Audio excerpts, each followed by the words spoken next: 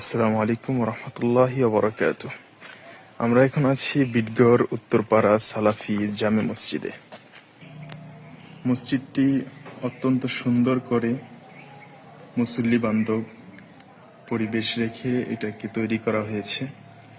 আলহামদুলিল্লাহ, এতে 5 ওয়াক্ত সালাত, জুমার সালাত নিয়মিত আদায় হচ্ছে আলহামদুলিল্লাহ। মসজিদটি বিটগড়ে অবস্থিত, বিটগড় উত্তরপাড়া এলাকায় অবস্থিত। এটি যারা প্রতিষ্ঠা করেছেন তারা সালাফি মানহাজের উপর এই মসজিদকে পরিচালনার দায়িত্ব নিয়েছেন এবং সেভাবেই পরিচালনা করছেন আলহামদুলিল্লাহ। মসজিদের আভ্যন্তরীণ কাজ কিছুটা শেষের দিকে হলেও বাহিরের কাজ অনেকটাই বাকি রয়ে গেছে, যা আপনারা ভিডিওতে দেখতে পাচ্ছেন। বারান্দার কাজ চলছে এবং বারান্দার পাশে হয়তো ইমাম সাহেব যিনি থাকবেন ওনার থাকার সুব্যবস্থা করা হবে বলে আশা করা যাচ্ছে। জানালা রাখা হয়েছে ঠিক মসজিদের দক্ষিণ পাশে বারান্দায়, এবং সেখানে একটি রুম করার চিন্তা ভাবনা ওনারা করেছেন। আর বারান্দার কাজ কতটুকু এগিয়েছে আপনারা দেখতে পাচ্ছেন। তো যারা মসজিদের কাজে সহযোগিতা করে দান সাদাকা করে শরীক থাকবে তাদের অবশ্যই বিশাল ফদিলা, বিশাল মর্যাদা আল্লাহ সুবহানাহু ওয়া তাআলা দিবেন।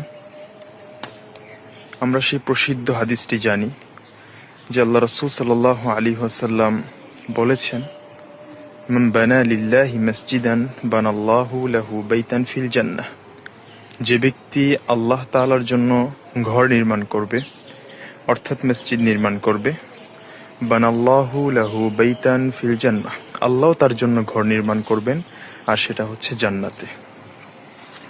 আপনি আল্লাহর জন্য ঘর নির্মাণ করবেন, ঘর নির্মাণের কাজে সহযোগিতা করবেন, আর আল্লাহ তাআলা আপনাকে এর প্রতিদান দিবেন না, আল্লাহ সুবহানাহু ওয়া তাআলা আপনার জন্য উত্তম ঘর নির্মাণ করবেন না।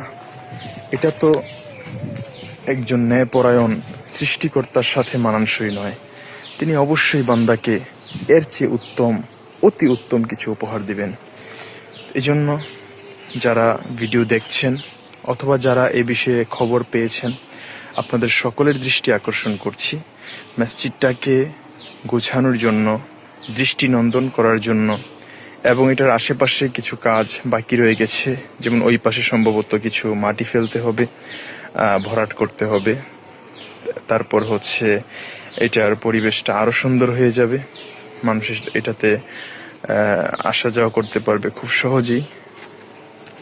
আপনাদের দৃষ্টি আকর্ষণ করছি যে আপনারা এটার সাথে যুক্ত হন, সহযোগিতায় এগিয়ে আসেন।